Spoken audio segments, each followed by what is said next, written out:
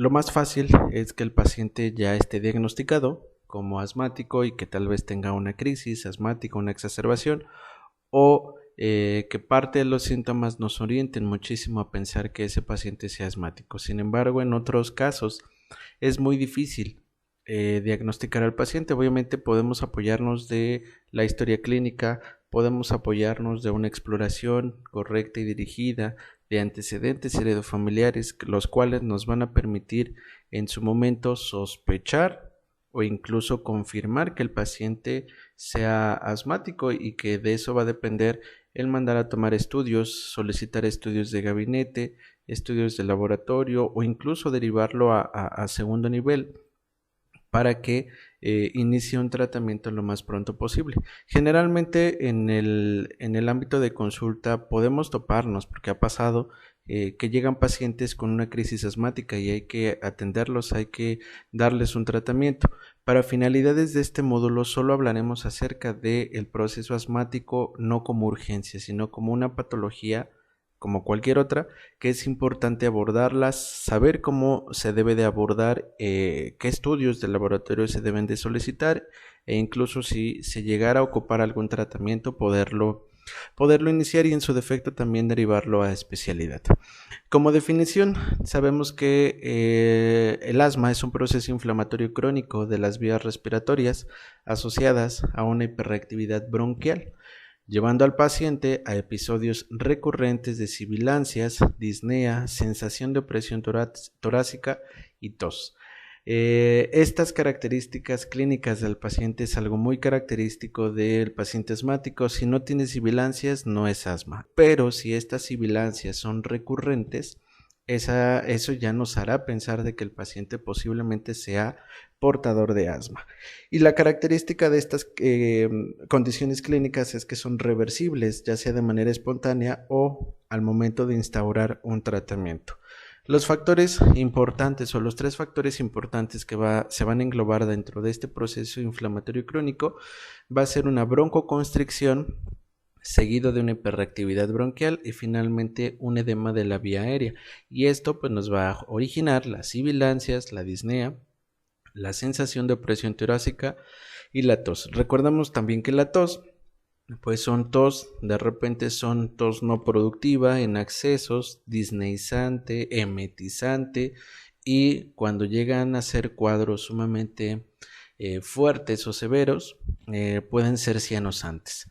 Dentro del paciente asmático vamos a tener diversos factores que nos van a sospechar o a condicionar en algún momento determinado, que el paciente pueda iniciar con cuadros asmáticos.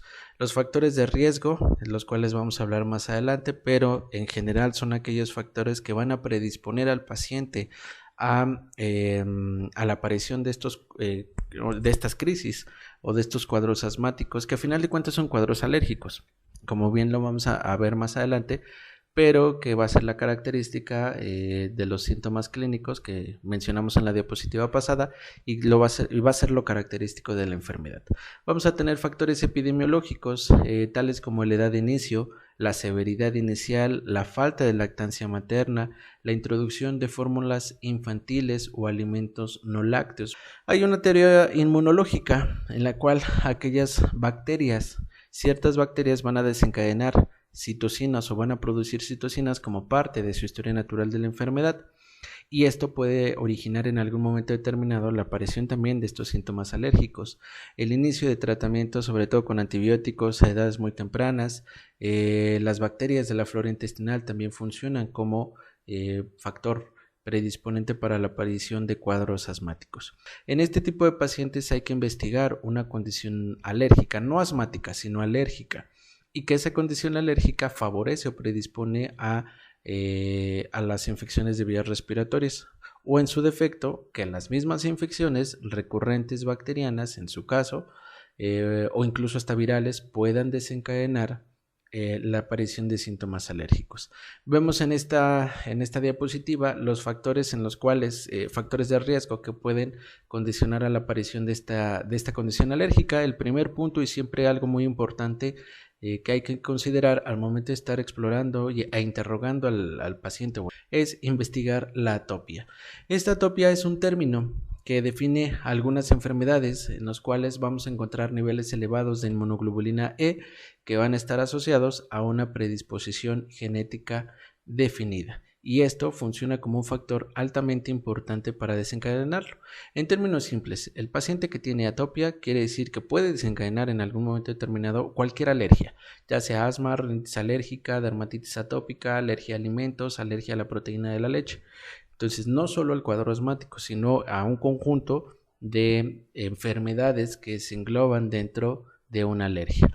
La exposición temprana a alérgenos potentes como el ácaro de polvo, pelos de perro, caspa de gatos, pasto, plantas, tierra.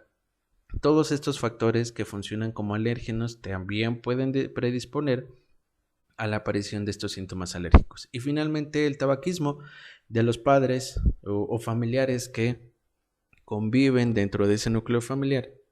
Se ha comprobado que incrementa el riesgo de en algún momento que el paciente pediátrico pueda padecer asma o incluso otras enfermedades respiratorias con un índice de riesgo elevado. La atopia, la exposición a los alérgenos y el tabaquismo son importantes investigar dentro del interrogatorio médico porque nos van a dar muchísimas pautas para pensar que tal vez ese paciente sí pudiera, al momento de estarlo valorando, puede estar cursando con un cuadro alérgico, ya sea estable, llamémoslo así, o como parte de una urgencia. Y tal vez evidentemente el tratamiento de una urgencia asmática es sumamente diferente al tratamiento que se le puede instaurar cuando con más calma podamos nosotros investigar que el paciente pueda ser portador de asma. En términos simples tenemos una clasificación de asma tipo alérgica y la no alérgica. La alérgica pues es aquella derivada por mecanismos inmunológicos mediados por la inmunoglobulina E. Generalmente inicia en los lactantes, sin embargo en pacientes adultos también pueden llegarse a presentar. Cuando en los adultos tenemos un paciente de 30 a 40 años con síntomas alérgicos, generalmente la edad de inicio es en la edad escolar o en la adolescencia y generalmente tienden a ser crónicos. El tipo alérgico nos va a generar un asma persistente. Más adelante hablaremos de esta clasificación y finalmente va a estar basado o el fundamento de esta alergia por la exposición a los alérgenos. Y finalmente la no alérgica como segunda clasificación tenemos que es provocada por infecciones virales. Las más comunes son infecciones asociadas al virus sincicial respiratorio, adenovirus, clima, de repente en pacientes en donde el clima es muy distinto o incluso las temperaturas suelen ser muy bajas, pueden asociarse a la aparición de síntomas de asma no alérgica. Pacientes que están sometidos al ejercicio, irritantes o humo de tabaco, agentes hormonales o incluso la degranulación excesiva de mastocitos como parte de esa cadena de inflamación que en su momento van a generar todos los síntomas asociados a un cuadro asmático. Con fines didácticos hay que acordarnos de esta clasificación alérgica y no alérgica. Sin embargo, al momento de estar valorando al paciente, pues más allá de la clasificación, que sí es importante recordarlo, siempre prestar atención a la sintomatología por la cual el paciente es llevado a consulta. Los factores de riesgo tenemos factores genéticos, la atopia, la predisposición familiar. Pacientes con obesidad tienen mayor riesgo de desencadenar cuadros asmáticos por alteración en la anatomía pulmonar. El sexo, las personas masculinas, pacientes masculinos antes de los 14 años es más fácil que inicien con cuadros asmáticos. Caso contrario, en los adultos se invierte esa relación y en los adultos las mujeres son las que comúnmente presentan este tipo de cuadros asmáticos. Los alérgenos, como ya los mencionamos, ácaros, polen de pasto, cucarachas, gatos, que son los más importantes o los más frecuentes que se han identificado en pruebas de intradermorreacción, que forman parte de la patología del cuadro asmático. Y finalmente las infecciones, virus sincicial respiratorio, parainfluenza, influenza, adenovirus o incluso pacientes con tabaquismo positivo, familiares con tabaquismo positivo también pueden en su momento desencadenar estos cuadros asmáticos. La fisiopatología, como bien sabemos, al ser una condición alérgica, vamos a tener dos etapas o dos periodos en los cuales se van a generar esta sintomatología. En primer momento vamos a tener esa sensibilización.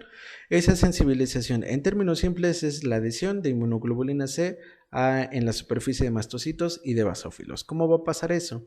Tenemos la primera infección o el primer contacto con el alérgeno. Estos alérgenos llegan a vía respiratoria. Los alérgenos se van a unir a células presentadoras de antígenos, los cuales van a ser llevados a los linfocitos T, y estos linfocitos T van a empezar a liberar interleucinas, interleucina 4, interleucina 13, los cuales van a ejercer efectos sobre los linfocitos TH2, y esto va a permitir la producción de inmunoglobulina E. Esto es en términos simples, muy a grosso modo. El punto culminante de una sensibilización es la producción de estas inmunoglobulinas tipo E. Estos se van a adherir a la superficie de mastocitos y basófilos, y cuando llega la reexposición ya tenemos listos los mastocitos y los basófilos, y estos van a permitir el desencadenamiento de todo el resto de la cascada.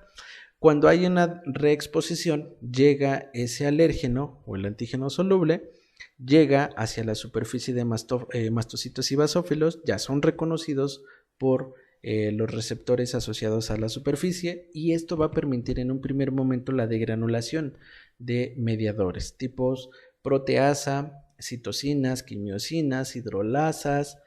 Vamos a tener la liberación de triptasa, carboxipeptidasa, quimasa, interferones, heparina, condroitinas 4 y 6, los cuales van a ejercer o van a permitir la síntesis de nuevos mediadores, y es cuando ya tenemos mediadores más fuertes. Tenemos el interferón alfa, interleucinas 3, 5, 6, 10, 13, factor activador de plaquetas.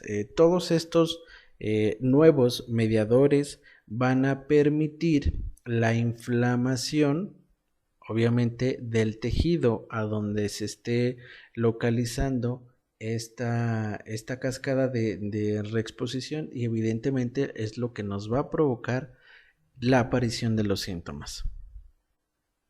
Bien, ya hablamos un poquito de los factores que engloban a un paciente asmático. A grosso modo, la fisiopatología de la sensibilización y la reexposición que pasa o que sucede cuando el paciente está expuesto a los alérgenos. Ahora, ¿y qué es lo más importante que nosotros debemos de recordar para poder saber si ese paciente es asmático o no? Tenemos 5 preguntas que nos pueden ayudar para nosotros poder sospechar o descartar que el paciente efectivamente sea portador de asma. La primera pregunta es: ¿tenemos antecedentes de asma en la familia? Esa atopia, esos antecedentes heredofamiliares, si mamá, si papá, si abuelos, si hermanos tienen alguna condición alérgica, que tal vez el hermano tiene rinitis alérgica, que la mamá tiene alergia a la proteína de la leche, que papá tiene dermatitis atópica. Pues evidentemente la incidencia en que ese paciente pueda tener un cuadro asmático o un cuadro alérgico de entrada es más fácil que a alguien que tal vez no tiene esos síntomas. Eso no lo excluye que un paciente asmático sin antecedente pueda no desarrollarlo, y es cuando tenemos un cuadro de asma de novo, es decir, que no tenemos ningún antecedente familiar, pero el paciente lo está desarrollando. La segunda pregunta que hay que contestar es si el paciente ha cursado con sibilancias durante los primeros 3 años de vida. Normalmente estos primeros 3 años de vida son cruciales dentro de la aparición de infecciones de vías respiratorias superiores recurrentes asociados a virus o incluso a bacterias. La tercera pregunta es que una vez instalado los síntomas asociados a un cuadro asmático o a un potencial cuadro asmático, esa obstrucción es reversible a broncodilatadores. Si es reversible a broncodilatadores, es más fácil sospechar que es un cuadro asmático. Si hay una posible hiperreactividad bronquial, ¿qué quiere decir esto? Que generalmente cuando los pacientes se enferman continuamente de infecciones de vías respiratorias superiores, pueden tener o cursar con síntomas bronquiales asociados al cuadro de vías respiratorias superiores.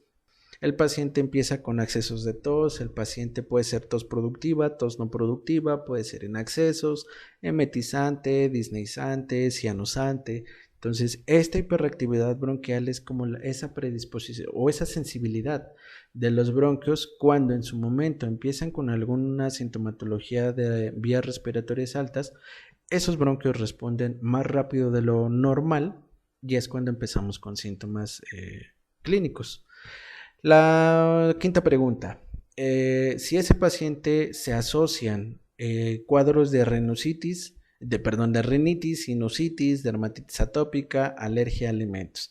A veces omitimos esta pregunta y es sumamente importante para nosotros sospechar aún más que el paciente sea asmático, que tal vez el paciente ya fue diagnosticado con dermatitis atópica y está con tratamiento tópico, tal vez ningún tratamiento antihistamínico oral, tal vez solo es vigilancia, ciertas cremas que le ayudan para controlar o aminorar la dermatitis atópica, pero y que el paciente se empieza a presentar al servicio de consulta con cuadros respiratorios. Entonces, también es importante recordar o explicarle a los familiares, a mamá y papá, que si el paciente tiene dermatitis atópica, no solo la alergia se localiza en la piel, puede localizarse en cualquier otra parte, puede empezar con cuadros de rinitis alérgica, sinusitis alérgica, cuadros de asma. Lo mismo pasa que el paciente es alérgico al plátano, por ejemplo, y que esa condición de alergia al plátano no lo exime de que en algún momento pueda empezar con cuadros asmáticos para este caso. Y finalmente la última pregunta, que tal vez tenga una aparición de los síntomas acorde a un patrón estacional. Generalmente hay ciertos pacientes que responden en temporadas de primavera y otoño. Otros tantos pacientes pueden presentarse en temporadas de invierno. Pero generalmente en la primavera, que es cuando hay el cambio de estación, hay más polen, hay más pasto, más plantas, y si funcionan como alérgenos y que el paciente tenga esa sensibilidad a esos alérgenos, pues prácticamente es más fácil que empiece con esos síntomas e incluso el paciente los va a decir.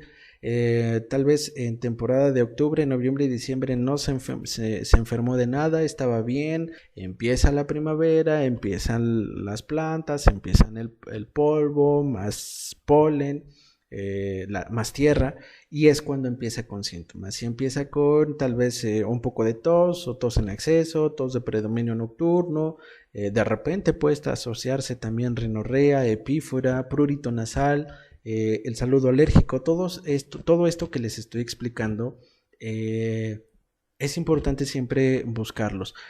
No solo enfocarnos a la cuestión bronquial, no solo enfocarnos que el paciente tiene disnea, tiene sibilancias a distancia. Obviamente si las tiene hay que iniciarle un tratamiento, como bien se mencionó en las diapositivas pasadas, es un tratamiento que amerita una condición de urgencia, pero todas estas condiciones o estigmas alérgicos es importante buscarlos en el paciente. El paciente puede no gritarles el diagnóstico de que soy asmático. Hay que investigarlo, hay que ver físicamente ese paciente. El paciente puede tener ojeras y pueden ser sospecha de un cuadro alérgico. El paciente tiene epífora, prurito nasal, prurito faríngeo, asociado a cambios de clima o asociados a una estación, a un periodo estacional específico, y todo esto hay que investigarlo. La historia clínica es algo de lo más importante que en cualquier patología, en cualquier padecimiento nos va a dar la pauta para confirmar, sospechar o descartar que se trate de una enfermedad en cuestión. Para el caso del asma, pues no es la excepción, y es importante siempre enfocar una historia clínica dirigida. Vemos en la diapositiva todos los factores o la gran mayoría de los factores que nos pueden condicionar la aparición de un cuadro asmático, desde el frío, cambios de clima, alergia, que tengamos una predisposición genética, el estrés puede pasar Pacientes sometidos a altos niveles de estrés generan una hiperreactividad bronquial, un cuadro asmático y hay que atenderlos. Pacientes con infecciones virales asociadas a virus sincicial respiratorio, influenza, parainfluenza, contaminación, los humos de biomasa influyen muchísimo sobre el desarrollo de cuadros asmáticos, el ejercicio o el tabaquismo pueden generar en su momento alguna crisis. Sin embargo, el diagnóstico de un paciente asmático, más allá de esa historia clínica, más allá de esa exploración o incluso el apoyo de estudios de laboratorio de gabinete, podemos hacerlo en fases y estas fases nos van a permitir, una, sospechar o descartar que se trate de un cuadro asmático y dos, poder clasificar ese cuadro, esa enfermedad. La clasificación o el clasificar esta enfermedad nos va a permitir, hablaremos más adelante de esta situación, nos va a permitir iniciarle un tratamiento. No es lo mismo un paciente asmático con un cuadro persistente, moderado persistente o severo persistente a un cuadro intermitente. Si es un cuadro intermitente, más adelante lo mencionaremos, pero en términos sencillos, si es un cuadro intermitente, el tratamiento suele ser de rescate, pero si es un moderado persistente o un severo persistente, ya el tratamiento cambia completamente y más allá del tratamiento o el manejo de rescate, es importante instaurarle un tratamiento continuo para evitar precisamente la aparición de las exacerbaciones. Vamos a tener dentro de estas fases, 3 fases del diagnóstico y clasificación de asma, una sospecha clínica. Esta sospecha clínica va a depender de la edad del paciente. En el caso de los mayores de 6 años o incluso los adultos, 2 o más síntomas claves, la presencia de sibilancias, disnea, tos y opresión torácica. Ya una vez que tenemos esa sospecha clínica, independientemente del grupo etario, vamos a demostrar objetivamente esa obstrucción de la vía aérea. ¿Cómo lo vamos a demostrar? Solicitando estudios de gabinete. El estándar de oro para pacientes con asma es solicitar una espirometría. Si en ciertas situaciones no podemos ocupar espirometría, hay otro tipo de estudios los cuales nos podemos apoyar. Sin embargo, pacientes con sospecha de asma, el estándar de oro es la espirometría.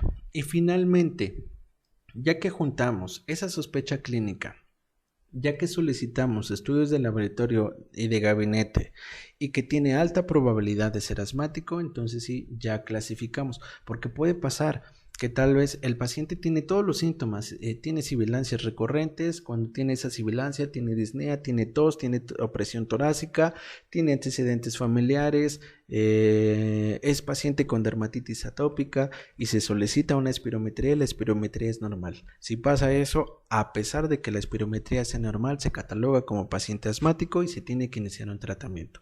Entonces, no todo o no siempre hay que apoyarnos de los estudios de laboratorio y de gabinete. Si nuestra sospecha clínica es muy alta, en ocasiones podemos, por cualquier situación, podemos omitir, bueno, no omitir, sino tal vez pasar por alto los estudios de laboratorio y de gabinete. Acuérdense que un cuadro de asma es 90% clínica y 10% laboratorio de gabinete. Entonces, ya una vez que integramos esta sospecha clínica y tal vez tenemos esa opción de solicitar esos estudios de laboratorio de gabinete, entonces sí, ya reunimos todo, hacemos una clasificación del nivel del control de síntomas o una clasificación de gravedad y en relación a esas clasificaciones, entonces sí, instauramos un tratamiento. Como bien lo mencionamos, ese tratamiento suele ser distinto, puede ser un tratamiento solo de rescate o un tratamiento de mantenimiento y dependiendo de cómo sea esa evolución puedan agregarse 1, 2, 3 medicamentos o incluso puede pasar que el paciente ya se hizo manejo de rescate, ya se instauraron tratamientos con esteroides, antileucotrienos, una amplia gama de tratamientos y no se resuelve el cuadro asmático. Entonces sí podemos apoyarnos de inmunoterapia, pero esta inmunoterapia queda a cargo obviamente de especialidad. Y como vemos aquí en la diapositiva, podemos tener que el paciente pueda tener sibilancias asociadas a infecciones virales o sibilancias con más probabilidad de asma y que tienen una respuesta al uso de esteroides inhalados. La clínica pueden ser desde tos, la presencia de tos, sibilancias, respiración estertorosa, menos de 10 días durante una infección respiratoria aguda, 2 o 3 episodios al año, sin síntomas entre episodios, que pueda catalogarse como una condición leve.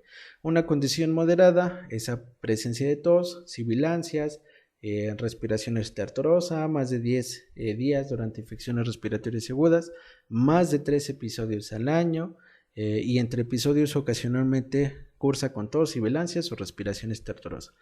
Y finalmente, en una condición grave en la cual tenemos esa tos, esas sibilancias, más de 3 episodios al año, tenemos ya antecedentes de atopia o de historia familiar y que evidentemente tenga episodios constantes, frecuentes de tos, sibilancias o respiración estertorosa. La exploración física. La exploración física, como ya lo hemos venido mencionando a lo largo de esta plática, pueden encontrarse dos escenarios distintos. Que el paciente sea una condición de urgencia, una urgencia respiratoria, o que no sea una condición de urgencia. Si es una condición de urgencia, se hace una valoración basados en la escala de Wood-Downs, en los cuales vamos a identificar datos de dificultad respiratoria asociados a la exploración, la presencia de sibilancias, la presencia de tos, o presión torácica, dependiendo del paciente, si nos lo puede referir, y con ello iniciarle un tratamiento de rescate ante una crisis asmática, que es completamente diferente a un tratamiento de base, llamémoslo así, o un tratamiento no de urgencia. Cuando nos encontramos de este lado, cuando no se trate de una urgencia, pues obviamente con más calma nos podemos sentar a explorar al paciente, hacerle una adecuada historia clínica, solicitar algún estudio de laboratorio de gabinete con los cuales nos van a permitir u orientar a los síntomas. En un primer momento siempre es importante buscar esos estigmas alérgicos. Ya los mencionamos, el saludo alérgico, el prurito nasal, la epífora, incluso el paciente con ojeras pueden en su momento confirmar, o bueno, no más bien confirmar, sino nos pueden apoyar que tal vez ese paciente sea un portador de alguna alergia, independientemente del tipo de alergia o de la condición que pueda generar esa alergia, pero nos sirve para en su momento pensar que sí efectivamente puede ser una alergia. La exploración física, la presencia de sibilancias o de tos o incluso las infecciones de vías respiratorias recurrentes. Entonces, estos 3 puntos, los estigmas alérgicos, la presencia de sibilancias, tos, dolor torácico, disnea y el antecedente de infecciones de vías respiratorias recurrentes, nos sirve muchísimo para nosotros descartar o confirmar o pensar tal vez en su momento que se trate de un cuadro asmático o de un cuadro alérgico. En este cuadro, a manera de recordatorio, mostramos la escala de Wood-Downs, que es la valoración clínico-analítica del asma aguda. Cuando el paciente se presenta con una crisis asmática, tenemos la puntuación de 0 a 2 y los valores que se van a calificar: la presencia de cianosis, la saturación de oxígeno, el murmullo inspiratorio, la presencia de sibilancias, el tiraje intercostal, el nivel de conciencia, y se califica una crisis leve de 0 a 3 puntos, una crisis moderada de 4 a 5 puntos y finalmente una crisis grave mayor a 6 puntos. Invariablemente, para cualquiera de estas condiciones, siempre es importante iniciarle un tratamiento oportuno y eficaz, y ocasionalmente, la gran mayoría de las ocasiones, se presentan en un servicio de urgencias. El uso de esta espirometría nos va a permitir, en cierto modo, poder apoyar aún más la sospecha de que el paciente pueda estar cursando con un cuadro asmático. Lo ideal o lo recomendable es que este tipo de estudios se realice en pacientes mayores de 6 años o adultos. Tenemos 2 parámetros que se evalúan dentro de la espirometría. Tenemos el uso la valoración del volumen expiratorio forzado al primer segundo y la capacidad vital forzada. Una relación entre estos dos siempre tiene que ser mayor al 70%. Cuando es menor al 70% es cuando tenemos datos de obstrucción. y esa obstrucción puede ser leve, menor al 70%, puede oscilar del 60 al 69% y se considera como moderado, perdón, del 40 a 49% grave, del 50 al 59% moderado, del 60 al 69% leve y más del 70% normal. En ocasiones puede pasar, y que es lo que mencionábamos en diapositivas pasadas, que esa espirometría puede resultar negativo. Sin embargo, si el paciente tiene síntomas altamente sugerentes, no se descarta un cuadro de asma. O en aquellos pacientes que tengan una condición leve intermitente o leve persistente, pueden resultar con una espirometría normal y sin embargo, seguir catalogándose como asmáticos. En esta diapositiva vemos las características de esa espirometría. Vemos del lado izquierdo una gráfica de tiempo-volumen o de volumen-flujo, en donde el color verde es un paciente normal, el color rojo un paciente con asma y la línea azul es un segundo estudio que de los cuales nos podemos apoyar al momento de estar haciendo una espirometría. Se llaman pruebas de reversibilidad. Una de las primeras pruebas se puede usar administrando 400 microgramos de salbutamol, es decir, 4 disparos, 15-20 minutos posteriores a esta administración, tomar una nueva espirometría. Si en esa nueva espirometría se documenta reversibilidad, es decir, que mejora esa reactividad bronquial y que los resultados muestran un incremento del volumen expiratorio del primer segundo de por lo menos 12%, se considera positivo y se considera que el paciente efectivamente puede cursar con asma. Otros apoyos diagnósticos de los cuales podemos emplearnos, una biometría hemática donde podemos corroborar la presencia de anemia o eosinofilia, placa de tórax.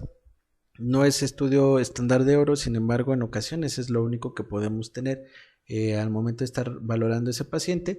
Podemos encontrar sobredistensión pulmonar, abatimiento de los diafragmas, aumento de los espacios intercostales, rectificación de costillas o aumento de la trama bronquial. Hacemos uso de citología nasal, eosinófilos en moco nasal, pueden de repente ser útiles, radiografía de senos paranasales y determinación de inmunoglobulina E sérica, pruebas cutáneas de alergia, pruebas de intradermorreacción o finalmente gases arteriales.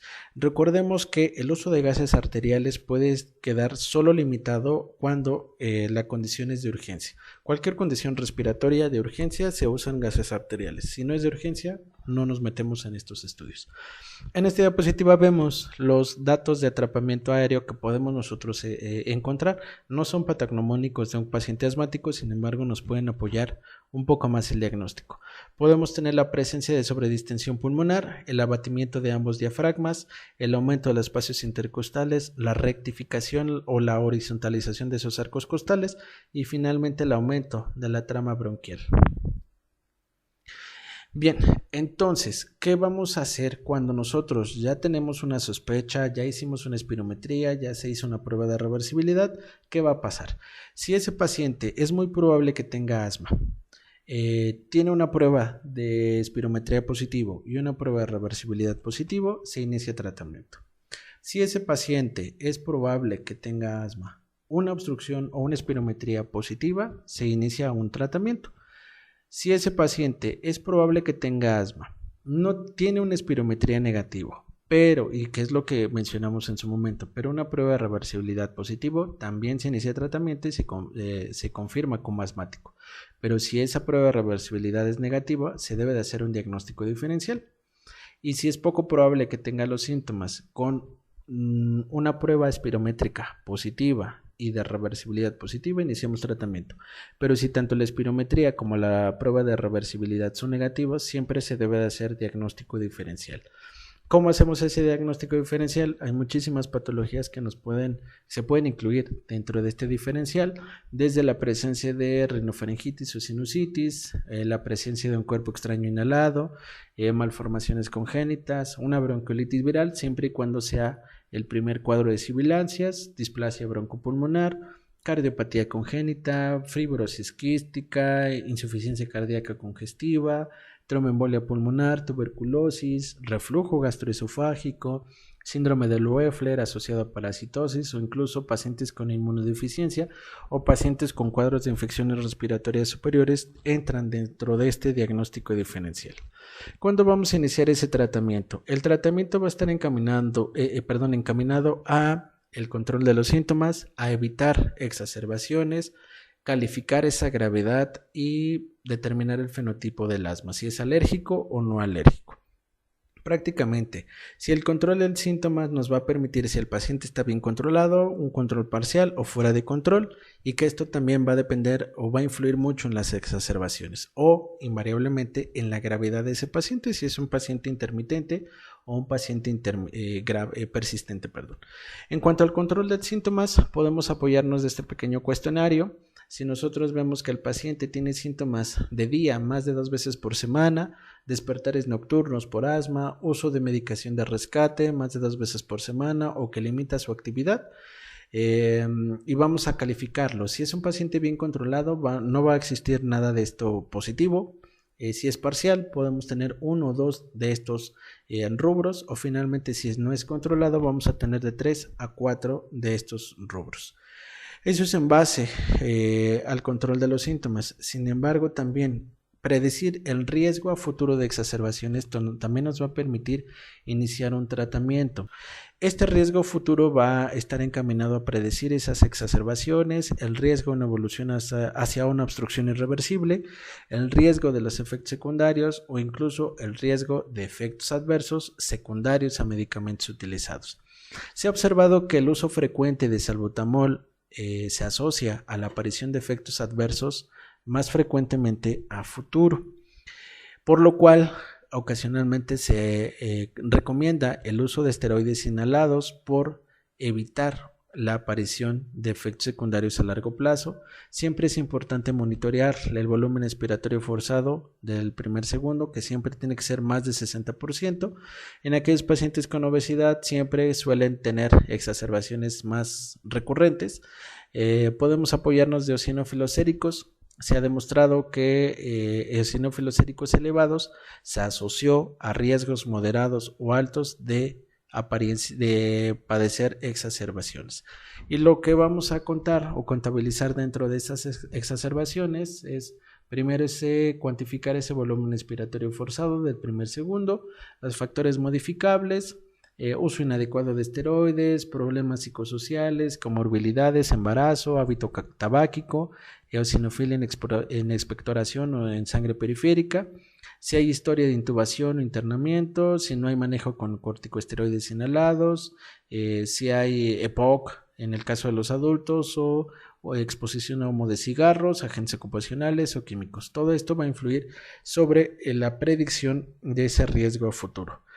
Y finalmente la gravedad. De los tres son importantes. Sin embargo, lo que nos va a dar también la pauta para iniciar un tratamiento es clasificarlo en relación a la gravedad. Si es un asma intermitente, leve persistente, moderado persistente o grave persistente.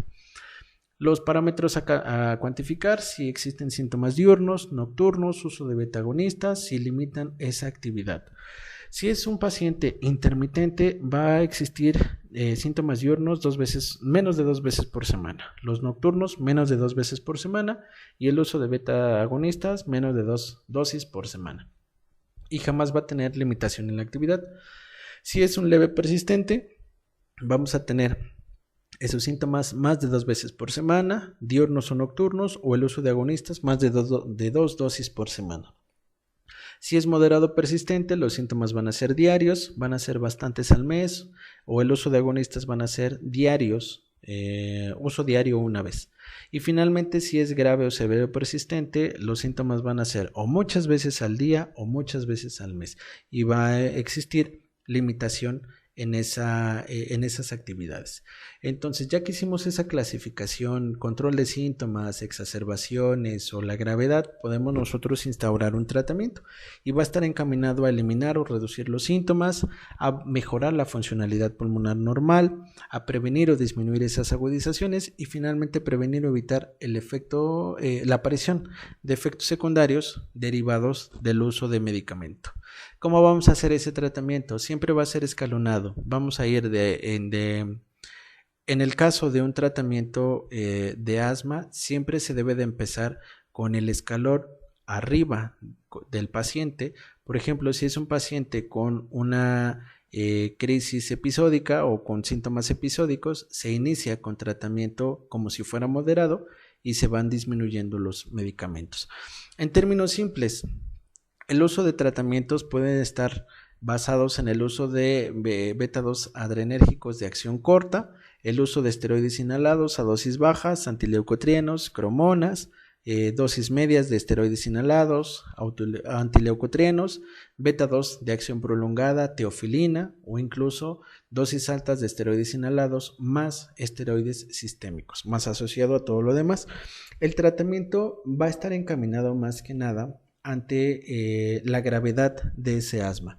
Si es un paciente intermitente, rara vez se inicia tratamiento. Muchas de las ocasiones solo se deja tratamiento de rescate.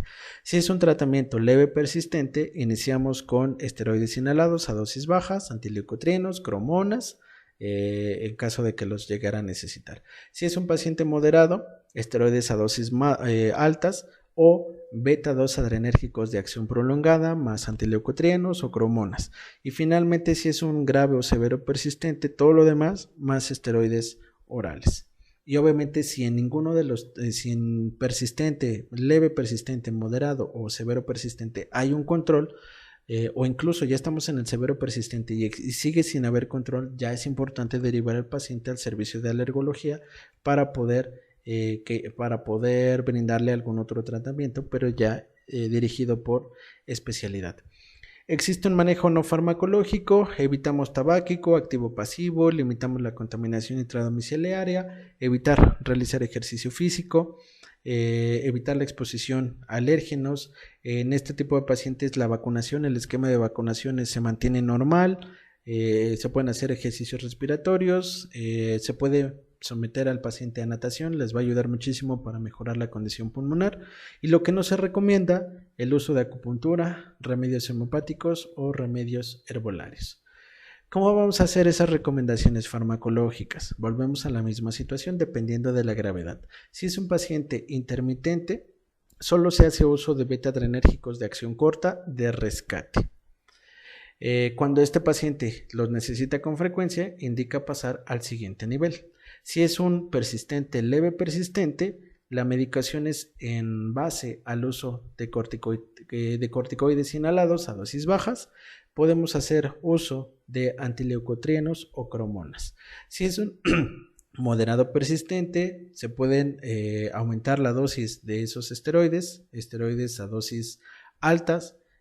Podemos hacer uso de beta-adrenérgicos de acción prolongada o antagonistas de leucotrienos.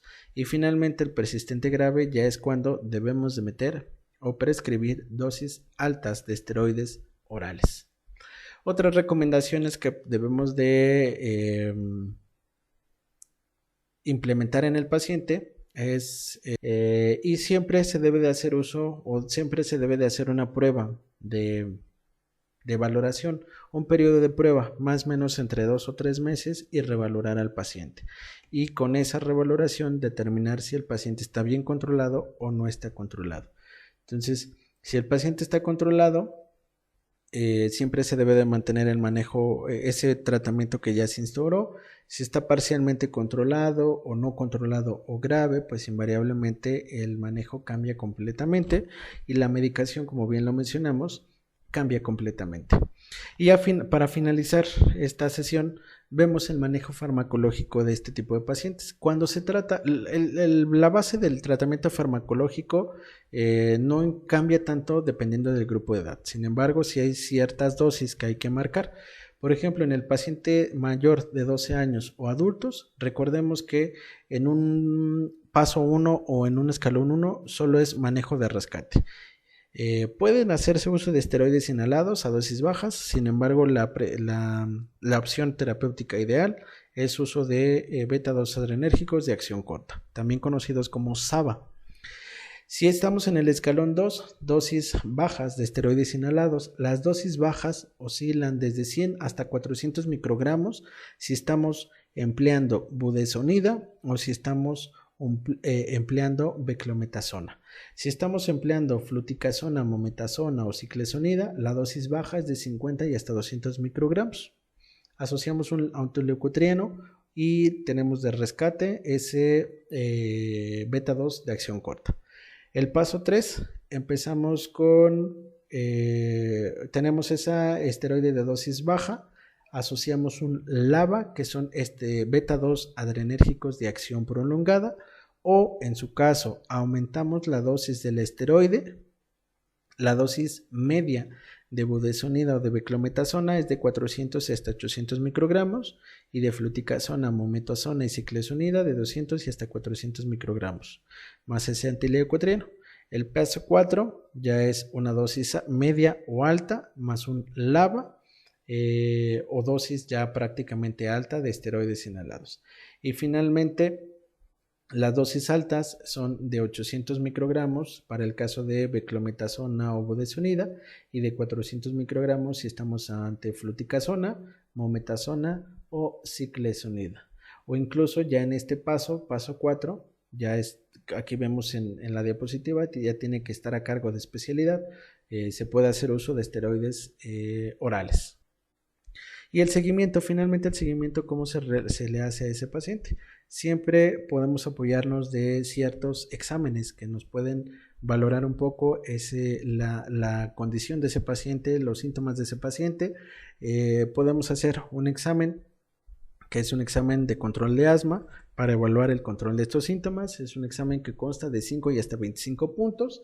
Si el paciente entra dentro del rango de 16 y 19 puntos, indica que está perdiendo el control. Si tiene 15 o menos puntos, son síntomas prácticamente descontrolados. Podemos hacer uso de evaluar el volumen expiratorio forzado de primer segundo de manera ambulatoria. Nos ayuda mucho para poder determinar las condiciones de ese paciente, uso de una espirometría simple o incluso darle seguimiento con eosinófilos en sangre periférica.